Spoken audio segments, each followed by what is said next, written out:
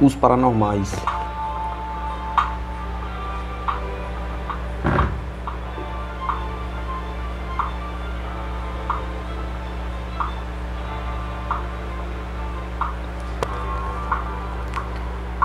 Gunn descreveu seu sistema para determinar os ciclos dos mercados em inúmeros livros e publicações, mas seu estilo era tão confuso que ficou difícil para a maioria de seus seguidores decifrar e reproduzir seus métodos.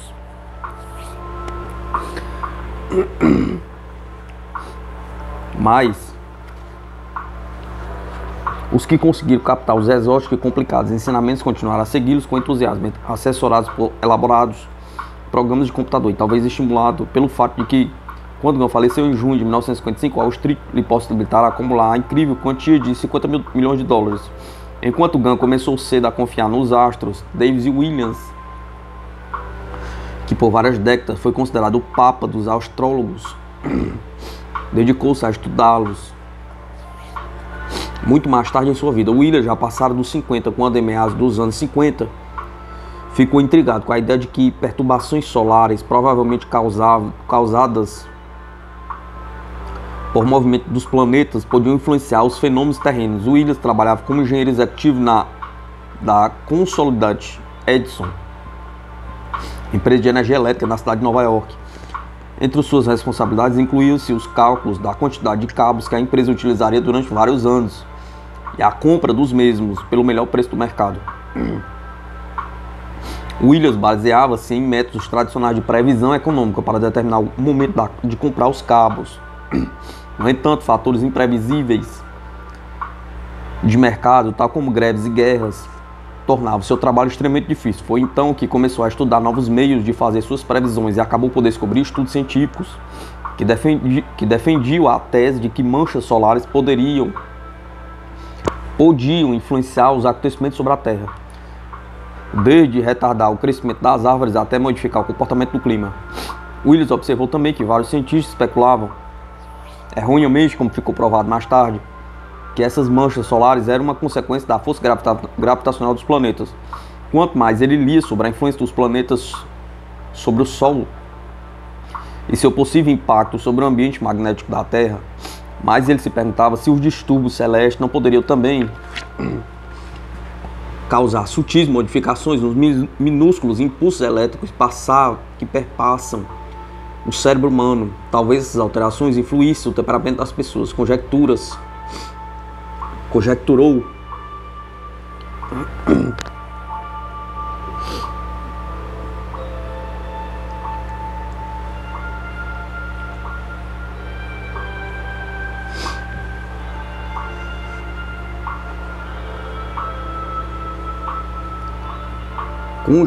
prejudicando suas previsões acerca do mercado de capitais. A princípio era só uma teoria louca, sem qualquer fundamento, lembrou Williams mais tarde. Eu realmente não esperava que me levasse a parte alguma. Mas depois de verificar registros históricos que remontavam a 1700 anos, Williams declarou ter encontrado provas de que, com algumas exceções, certas configurações de planetas repetidamente coincidiam com movimentos do mercado financeiro. Perseguiu a trilha dessa hipótese ao longo de 200 anos da história financeira americana, diz ele, e descobriu, por exemplo, que o único indicador mais preciso da estabilidade do mercado é a conjunção Marte-Júpiter, que ocorre a intervalos aproximados de 4 a 4,5 anos. A partir dessa pesquisa, Williams descobriu também que o grande desastre ocorrido em 1929 foi previsto com precisão por vários astrólogos, inclusive pela observadora de astro de J.P. Morgan, Evangeline Adams. Felizmente para Morgan, ela seguiu os conselhos de Adams e vendera grande parte de suas ações antes do desastre, lembrou Williams. Para fazer as previsões de seu boletim mensal publicado em Wetter, na Alemanha, o astroeconomista Hans Gerhard Linz compara horóscopos de negócios e de mercados de capitais com as posições dos planetas. Os investidores talvez duvidem no início, observa Keynes, mas quando compreendem que podem ganhar dinheiro com a astrologia, tudo muda.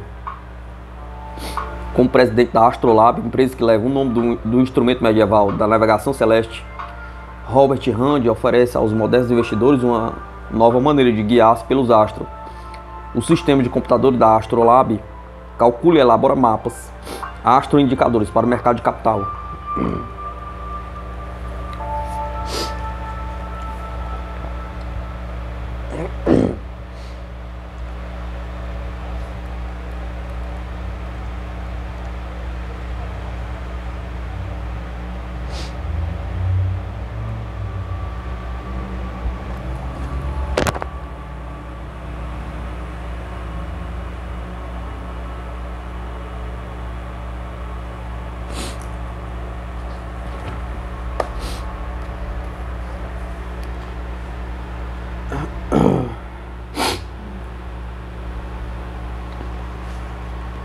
Williams finalmente deixou a Consolidation Edison para dedicar-se à astrologia e ao mercado de capitais, assegurando que dobrava seu dinheiro a cada 3 anos. Mas ele não conseguiu suas habilidades, mas ele não restringiu suas habilidades ao mercado de ações. Certa vez, por exemplo, no dia 4 de agosto de 1960, ele estava em uma festa e fez uma previsão que pareceu tão improvável a seus amigos que eles anotaram em um pedaço de papel, assinaram e dataram. 3 anos depois, a previsão concretizou-se de maneira trágica, pois naquela noite, 15 de agosto, Williams profetizara que John Kennedy seria eleito presidente e morreria no cargo.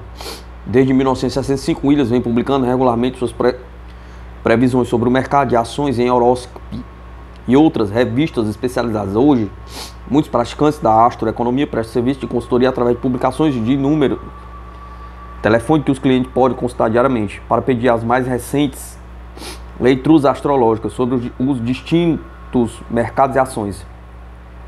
É famosa a publicação de Art Crawford, um dos mais expressivos membros dessa nova geração de astroeconomistas. Para fazer sua previsão de mercado, ele estuda, lê e interpreta uma série de condições atmosféricas,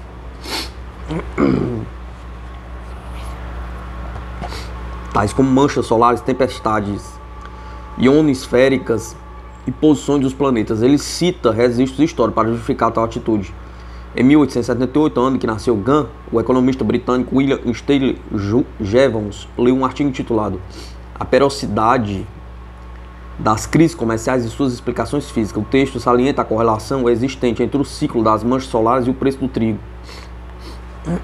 Crawford não prevê altas e baixas de ações individuais, mas apenas as tendências do mercado, e tem tido um sucesso surpreendente. Em fevereiro de 1985, a revista Business Week publicou que Crawford foi um dos poucos corretores de Wall Street a prever com precisão a grande fase ascendente da Bolsa de Valores, que se iniciaram um mês antes, a 10 de janeiro.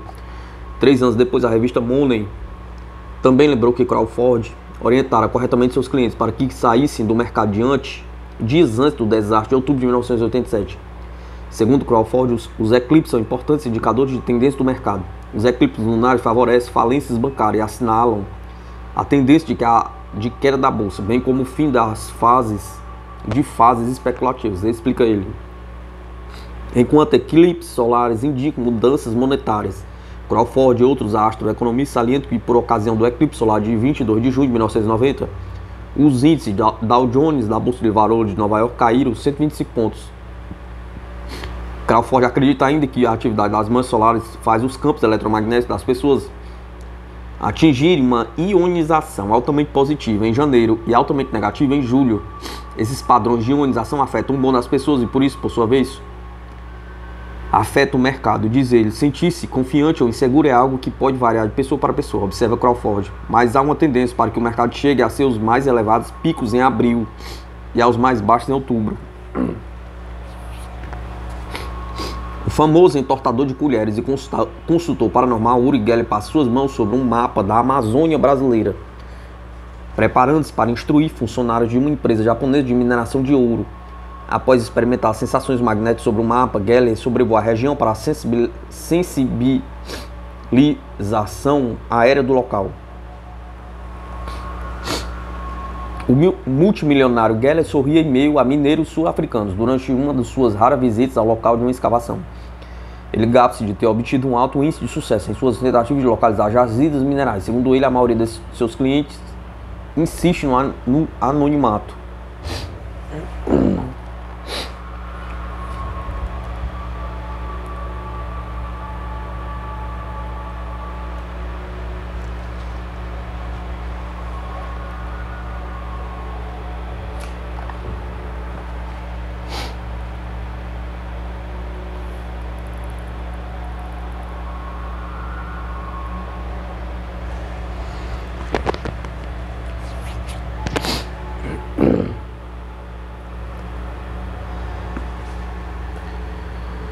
Grace Morris, uma psicoterapeuta e astróloga profissional de Chicago, adota uma abordagem mais especificamente astrológica em relação ao mercado de capitais. Antes de fazer qualquer previsão sobre o futuro de uma empresa e de suas ações, ela descobre a data de incorporação da mesma, com base nisso traça o horóscopo dela. Em seguida, analisa no horóscopo as indicações dos períodos em que o Sol e os astros estarão favoráveis ou desfavoravelmente alinhados. Se estiverem se aproximando tempos favoráveis, ela orienta seus clientes para que comprem ações e ao avizinhar-se um período negativo, ela aconselha-os a vender. Grace Morris também dá assessoria direta a empresas, ajudando a determinar as melhores épocas do ponto de vista astrológico para assinar contratos, programar reuniões decisivas, expandir linhas de produtos ou tomar qualquer decisões importantes.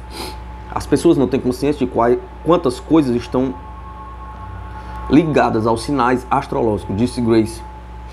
Ela acredita, por exemplo, que a lua nova costuma ser uma época favorável para o início de novos empreendimentos. Grace Morris foi também uma pioneira na luta por transformar sua vocação em uma atividade profissional respeitável. Além de promover seminários astrológicos para pessoas de negócio, lá ela começou a patrocinar no final dos anos 80, uma convenção anual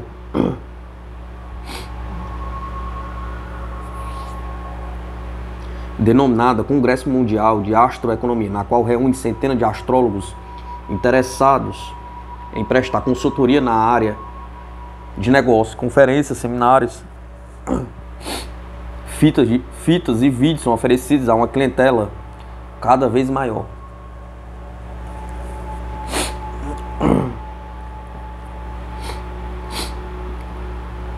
Astrólogo e consultor financeiro alemão, o Dr. Hans-Gerhard Linz, foi um dos conferencistas do terceiro congresso anual, realizado em Chicago em 1990. Ele elabora horóscopos econômicos para países inteiros e depois utiliza-os para fazer previsões específicas para um futuro próximo, tais como se o valor do dólar americano irá subir ou descer, ou como se comportará o preço do petróleo. Linz sempre verifica 3 fatores antes de recomendar uma ação para seus clientes: a conjunção dos astros, o horóscopo em geral do mercado do qual a ação está sendo comercializada e as perspectivas astrológicas da empresa que está vendendo, que ele prevê com base em um mapa traçado a partir da data natal da empresa, ou seja, a data de sua incorporação. Se tudo estiver fluindo na mesma direção, explica ele, pode dizer que as ações têm grande possibilidade de crescimento bem acima da média. Linz admite que a astroeconomia desfruta de menor prestígio na Europa do que nos Estados Unidos e é muito discreta em relação a seus clientes alemães, temerosos de qualquer publicidade sobre o assunto. Apesar dos obstáculos, Linz tornou-se um astrólogo de sucesso na área financeira, dispõe de um grupo de clientes internacionais, empresariais e privados, que apreciam seus métodos de assessoria no mercado de capitais. Segundo Linz e outros consultores financeiros, os empresários interessam por qualquer método que me demonstre resultados. Se eu simplesmente comunicasse minhas descobertas à comunidade científica, comenta Ash Crawford, ela não me ouviria, mas se eu mostrar resultados positivos à comunidade Wall Street, eles comprarão minhas ideias. Lá ninguém se importa com o que você faz, só com os resultados. Resultados tem sido também a maior preocupação de Uri Geller, o clarividente psicocinético israelita que declara ter utilizado poderes paranormais desde os 4 anos de idade, quando pela primeira vez se entortou uma colher de sopa. Geller tem trabalhado como consultor psíquico em vários setores ao redor do mundo, embora não no campo da astrologia. Ele conta que já recebeu $milhões pelo trabalho de consultoria, que em geral presta a empresas que querem saber onde procurar ouro, diamantes, petróleo e outros bens valiosos. O primeiro trabalho de Geller nessa área aconteceu no início dos anos 70, quando ele teve um encontro com o presidente da companhia de mineração Anglo Transvaal da África do Sul, no escritório da empresa em Joanesburgo, lá na frente de vários geólogos altamente céticos. Geller teve que encontrar uma pequena placa de ouro que o empresário escondeu em um determinado ponto da sala. Ele rapidamente localizou a peça. Em seguida, abriram um enorme mapa sobre a mesa e pediram-me para examiná-lo, depois mostrar-lhe a área com as melhores jazidas de carvão. Relembrou o paranormal em seu livro em 1986, O Efeito Geller. Geller estendeu as mãos abertas sobre o mar, girando lentamente no ar. Sinto algo aqui, disse, apontando um local específico que foi logo assinalado pelos geólogos. Geller conta que não ficou sabendo se a empresa realmente encontrara carvão naquela área, até vários anos mais tarde, quando um repórter da Newsweek que fazia uma reportagem sobre ele, perguntou ao presidente da empresa de mineração sobre o incidente. O presidente respondeu que a empresa de fato descobriu grandes jazidos de carvão, precisamente naquela faixa de terra identificada por Geller.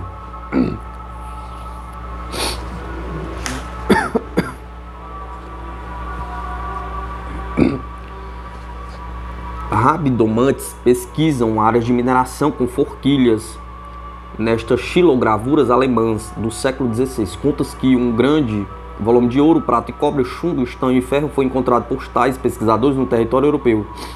Embora muito utilizada tanto naquela época como nos dias de hoje, essa prática não é reconhecida pela maioria das pessoas.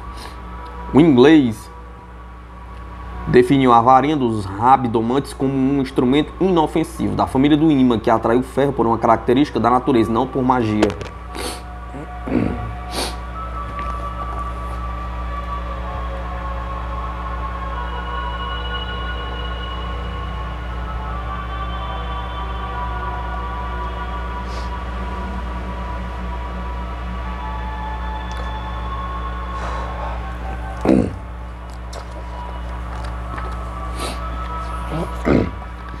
Clayton McDowell usa varinhas de nylon para pesquisar o solo próximo à plataforma de petróleo. Ele vai de carro, assessorado pela mulher Marge, que o auxilia na direção. Encontrou assim 33 poços em 1883, 30 das quais com boa produção de petróleo. Harry Grattan, engenheiro aposentado do exército inglês, mostra que sua varinha de aveleira não reage a um riacho quando ele busca um lençol subterrâneo. Ele localizou em 1952 na Alemanha um reservatório que até hoje fornece milhões de galões de água por dia.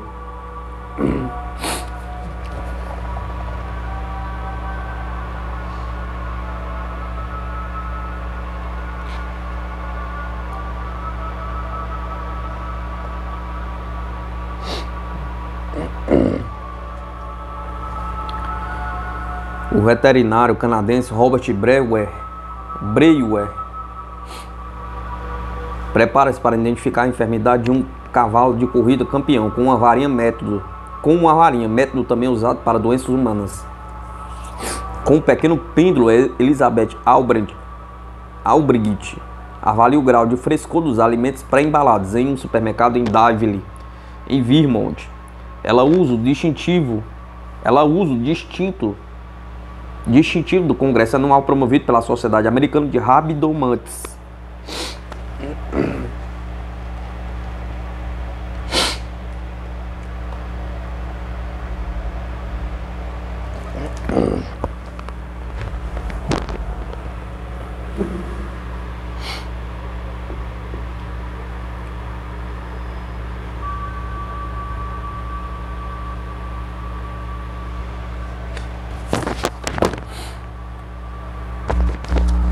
Segundo Geller, várias empresas de petróleo contrataram seu serviço para ajudá-las a escolher os melhores locais para perfurar.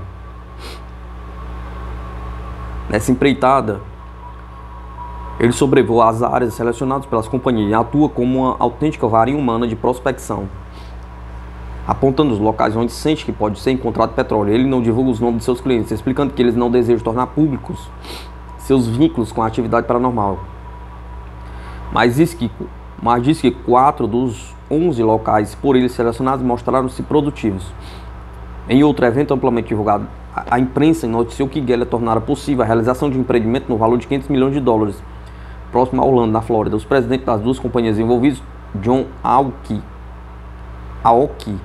da Aoki Corporation do Japão, e John Tishan, da Tishan Realty dos Estados Unidos, estavam hesitantes quanto à realização do negócio até Geller prever que o empreendimento seria um sucesso. Um número cada vez maior de paranormais vem fornecendo assessoria à empresa. Um sensitivo de Los Angeles, Leslie Lawis, especializou-se em prestar assistência à empresa na área de segurança. Em 1984, o proprietário de uma loja de equipamentos estereofônicos de Denver contratou Lewis para descobrir qual funcionário estava roubando valiosos equipamentos. Lewis passou horas analisando amostras de caligrafia e estudando os arquivos pessoais dos empregados. para traçar o perfil psicológico e astrológico de cada um deles. Finalmente apresentou a descrição de 2 suspeitos que foram presos e acusados pelo roubo. O homem ficou tão satisfeito com o trabalho que pendurou um grande cartaz na entrada: esta loja está sob vigilância paranormal. Shaw Robbins, um paranormal de Nova York, disse que trabalhou como consultora de uma das maiores empresas de cosméticos do país no início da década de 70. Ela devia avaliar antecipadamente a resposta do público a novos produtos e campanhas publicitárias. Um de meus primeiros trabalhos foi fazer projeções das perspectivas de vendas de um desodorante em bastão a ser lançado no mercado vários meses mais tarde. Ele escreveu em sua autobiografia, em 1980. Eu precisava confiar plenamente em meus dons paranormais, comenta Robbins, pois não contava com previsões de venda. Quase instantaneamente veio-me um número na cabeça. Podia vê-lo claramente com os olhos da mente. Como em um sonho, sua previsão mostrou-se correta e graças aos lucros que trouxe para a empresa, ela ganhou a confiança até mesmo dos executivos mais céticos. Mais tarde, a vidente experimentou uma forte sensação de medo ao conversar por telefone com o vice-presidente da empresa. Ele telefonara para desmarcar uma entrevista, pois precisava viajar para uma reunião em Denver com outros executivos em um jato da empresa.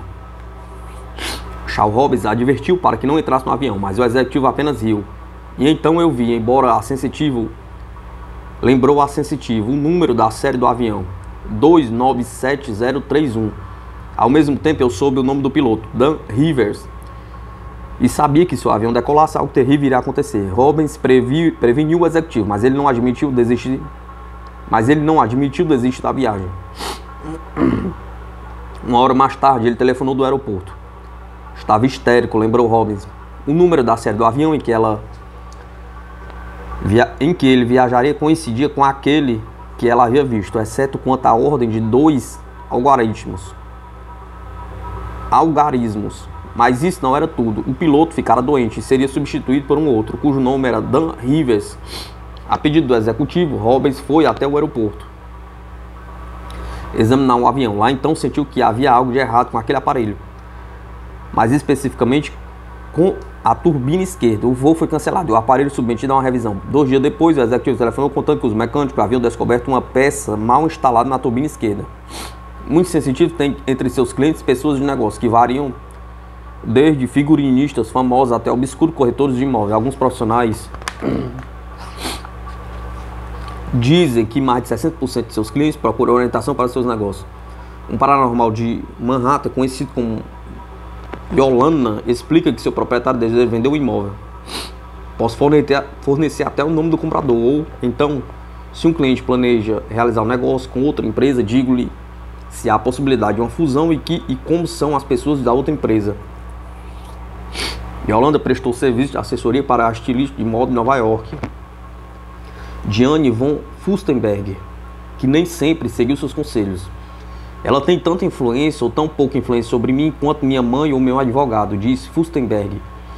Não tenho certeza se mudaria meu comportamento em função daquilo que ela diz, mas ela é um ponto de referência, uma confirmação.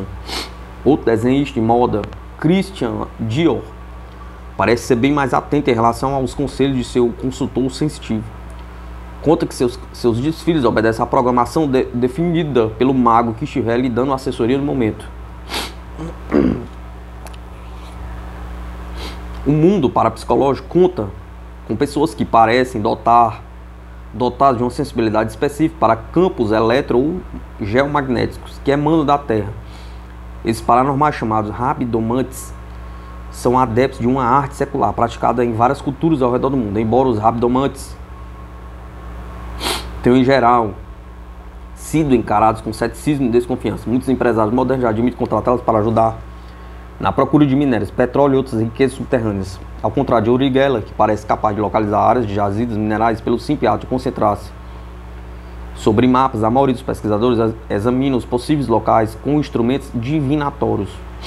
Alguns adotam o tradicional galho de árvore com forquilha, ou então um forcado, pêndulos ou até mesmo uma moeda perfurada com um fio de arame.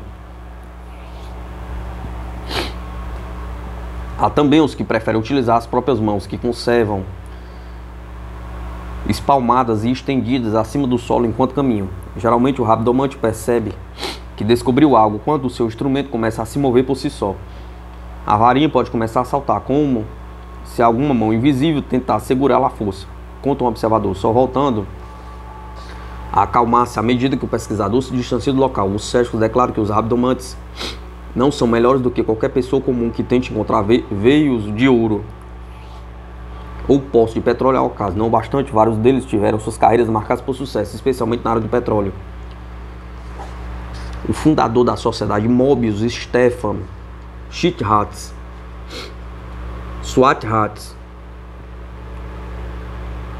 ajuda a localizar um navio naufragado, com base em mapas assinalados por vários paranormais. São feitas buscas nos locais em que as marcas coincidem. Os videntes da Mobius acharam em 1987 o casco da fragata norte-americana Linder, desaparecido em 1834.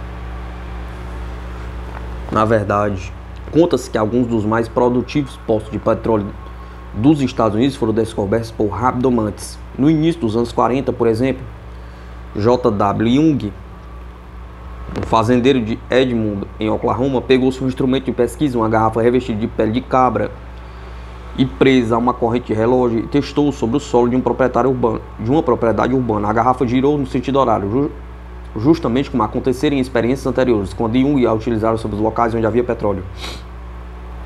Isso foi suficiente para convencer o pesquisador e posteriormente o empresário Ace Gutsky de que havia petróleo sobre o solo ressequido de Edmond. Em 1946, Gutsky perfurou o local indicado por Jung e descobriu a maior jazida petrolífera jamais vista em Oklahoma. Desde os anos 20 que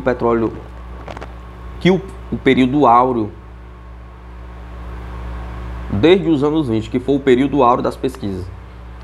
Paul Clement Brown, engenheiro eletrônico e ex-aluno de Massachusetts Institute of Technology, começou a praticar rabdomancia para procurar petróleo nos anos 50. Sua curiosidade por essa prática secular foi despertada quando ele observou um grupo de pesquisadores fazendo a prospecção de uma área que ele já examinara por métodos eletrônicos convencionais. Brown logo percebeu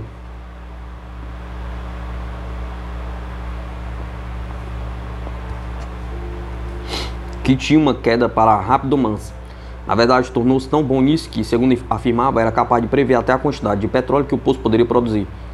Durante seu primeiro trabalho para J.K. Wadley, um dos maiores empresários do setor de petróleo, Brown detectou petróleo a 800 metros de profundidade em um determinado local e calculou que o futuro poço produziria 150 mil barris por dia, embora dois locais próximos tivessem sido inutilmente perfurados. Wadley decidiu, seguindo sua própria intuição em relação ao vidente, fazer a própria prospecção no ponto sugerido. 2 semanas mais tarde, o empresário chamou o rabdomante a seu escritório. A previsão foi muito boa, disse Adley. O poço de Cascade encontrou petróleo a 800 metros e está produzindo cerca de 150 barris por dia. Perfurados mais 3 poços e cada um também está produzindo 150 barris. Vlad assinou um contrato com Brown, em cuja orientação confiou durante anos. Brown utilizava um cilindro cheio de petróleo, preso a um fio que carregava também um cronômetro, cujo mostrador adaptara para marcar a profundidade. Com esses dois instrumentos simples, conseguiu determinar com precisão o local de um poço de petróleo. Aperta o botão na parte de cima do cronômetro, marcando 0, e segura o pêndulo com firmeza, mantendo imóvel, explica ele. O cronômetro assinala 27 metros de profundidade a cada minuto. Em um determinado ponto, depois de registrada uma profundidade, digamos, 1.500 metros, o pêndulo começa a balançar no sentido anti-horário, e nesse momento eu digo início. Essa profundidade indica a parte superior de um leito arenoso produtor de petróleo. O pêndulo continua a girar no sentido anti-horário até o ponteiro assinalar 1.540 metros. Nesse ponto eu digo, fim, acaba de atingir o fundo de uma zona produtora de petróleo. E sei que ele tem 40 metros de espessura. Para determinar a quantidade de petróleo, Brau media a intensidade do giro do pêndulo. Por fim, ele classificava os poços em potencial em 4 categorias: improdutivo, comercialmente bom, muito bom e excelente. Além do petróleo e gás, Brau pesquisou minérios, trabalhando nas montanhas de São Bernardino, na Califórnia. Ele e seu pêndulo cheio de petróleo localizaram a primeira jazida de um minério raro contendo platina, chamado laurelite, que jamais antes foram encontrados nos Estados Unidos. Enquanto pesquisava petróleo para Adley, descobriu também quase ao acaso uma grande jazida de urânio. O Adley enviaram para a região de Lago Ambrosia, próximo a Grantes, no Novo México, onde eles fizeram uma perfuração extremamente cara de um poço seco, relembrou Brau. Queria que eu descobrisse se no restante da região havia petróleo, então fui até lá e descobri que eles não estavam encontrando petróleo simplesmente porque não havia petróleo. Mas, em compensação, havia uma das maiores jazidas de urânio que eu já vi na vida, e ele aconselhou o chefe: já que seu contrato permite explorar tanto petróleo quanto minérios, vá em frente. O Adam pensou muito e decidiu não seguir os conselhos do vidente, tomou a decisão errada. Dentro de pouco tempo, relembrou Brau, a região já produzia cerca de 6 milhões de dólares em urânio para seus proprietários, ou ele deixaram de ganhar todo aquele dinheiro. Em 1945, J.B. Rinne, um guru de investigação psíquica, escreveu que em nosso atual estágio de conhecimento não seria possível utilizar a forma prática da percepção extrasensorial ou a psicocinese, que ainda não são suficientemente confiáveis, mas pode estar próximo de que essa previsão seja revertida. Vivemos em uma época em que os rumos podem mudar da noite para o dia, uma época na qual, segundo o fundador do Centro de Instituição Aplicada, William Coates, as transformações básicas da humanidade acontecem no prazo de apenas uma geração. Na era da comunicação instantânea, uma avalanche de informações dificulta o processo de tomar decisão de executivos e empresários. Os computadores podem processar essas informações com uma rapidez surpreendente, mas, como diz West Agor, professor de pesquisa do fenômeno da intuição, as projeções dos computadores em relação ao futuro nunca foram muito confiáveis, mesmo em tempos estáveis, para que pudesse servir de base para uma tomada de decisão. Talvez esse quadro melhore em um futuro próximo. Portanto, na opinião de West Agor, Coates e muitos outros observadores e pesquisadores de fenômenos psíquicos, a necessidade de modificar o enfoque no processo de decisão é crucial para o sucesso dos negócios e talvez para qualquer outro tipo de empreendimento. Para esses pesquisadores, parte da solução do problema está em uma confiança maior na intuição e em outros fenômenos psíquicos. Agora há um prêmio para executivos dotados de pré-cognição e habilidade psíquica de ver o futuro, diz Argo. E segundo Roy Howan, outro especialista em intuição, a lógica e a análise podem conduzir-nos apenas em parte do caminho para uma boa decisão. O último passo para o sucesso frequentemente requer um ousado salto intuitivo.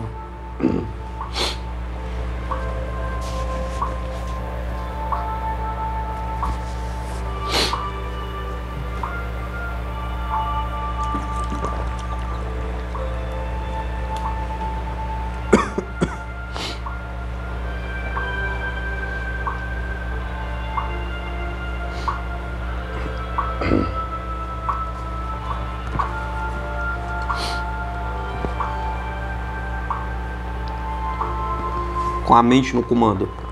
Em laboratórios de pesquisa de alta tecnologia espalhados pelo mundo, certos indivíduos são considerados extremamente negativos. Sua simples presença causa falhas inexplicáveis em complexos equipamentos, subitamente prejudicado pelos mais diversos tipos de pane. Pesquisadores de fenômeno psíquico há muito suspeitável que isso gera uma interação invisível entre o homem e a máquina. Para Dan Radin, um pesquisador de laboratórios em Bell, dos laboratórios Bell da AT&T, existe outra possibilidade ainda mais intrigante: a de que as máquinas talvez possam ser controladas pela mente. Em 1881, Radin decidiu investigar como a energia psicocinética podia ser traduzida deliberadamente para dentro do sistema de um computador. Em 1990, baseado em pesquisas anteriormente realizados nos laboratórios Bell na Universidade de Princeton, Ele iniciou uma série de experiências utilizando um círculo comercial integrado chamado TT7001, com um gerador de números aleatórios em um microchip. O T7001 produzido uma corrente de bits aleatórios, sinais desordenados de liga e desliga relacionados com ruído eletrônico, sem qualquer padrão previsível ou compreensível. Radin pediu aos participantes do experimento para se concentrar no funcionamento do chip em intervalo de 12 segundos. A análise do computador mostrou que a sequência de bits gerada durante os intervalos de 10 segundos criaram um padrão diferente do ruído ao acaso produzido anteriormente. Esses resultados, segundo Radin,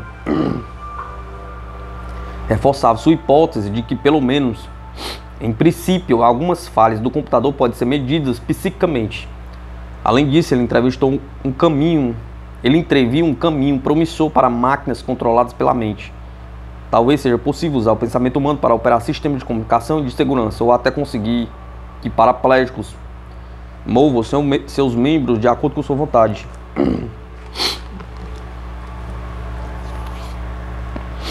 Desenhos que enviam mensagens.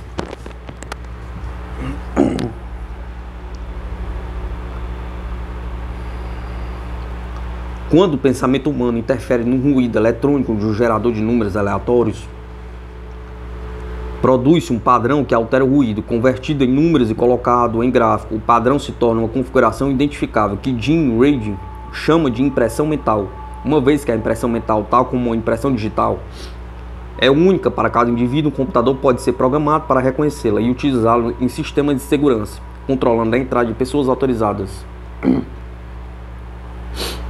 Na ilustração aparecem instrumentos tecnológicos que poderiam ser concebidos para um dia realizar tal tarefa. Conforme acredita Radin, ao pensar abre a porta, o operador afeta os sinais gerados pelo RNG,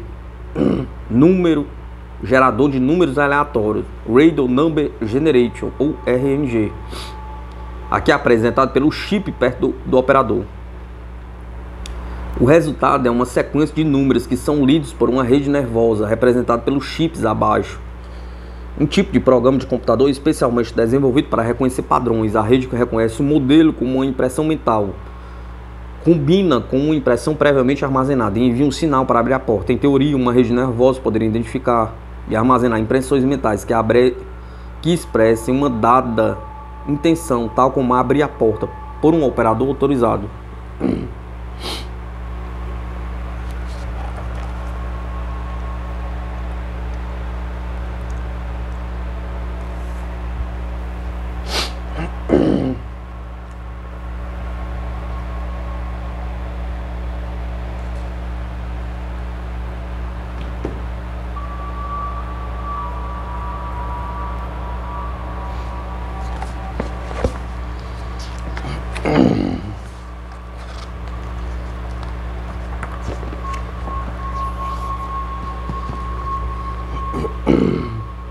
Sinais telepáticos para as profundezas. Admitindo que a psicocinese não sofre restrições de distância ou de barreiras físicas, um sistema de comunicação psíquica poderia, em tese, ser utilizado em áreas fora do alcance dos sinais eletromagnéticos. Sob a água ou minas, aqui um operador terrestre está ligado a um equipamento de monitoração que informa quando seu sistema nervoso e as condições ambientais estão nas melhores condições para enviar uma mensagem mental, ou RNG, e a rede nervosa, um submarino submerso. A transmissão de uma impressão mental corresponde a outra previamente registrada na rede nervosa a bordo, pode orientar o submarino.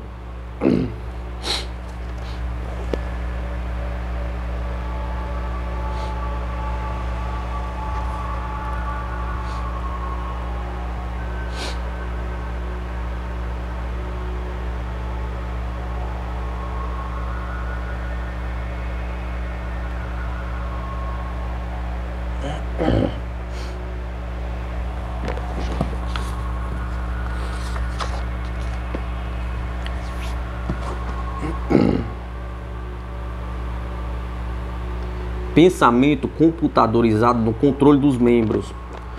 Um quadraplégico cujos elos biológicos entre o cérebro e o músculo e os músculos foram rompidos, veste um leve exoesqueleto de metal conectado por fios elétricos a um banco de RNGS e de minúsculas redes nervosas armazenadas no dispositivo em suas costas.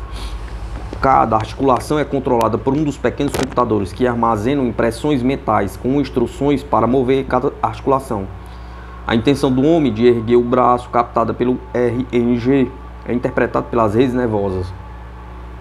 Envia sinais aos servomotores para movimentar juntas inertes. O aperfeiçoamento desses aparelhos poderá permitir o controle de robôs pela mente.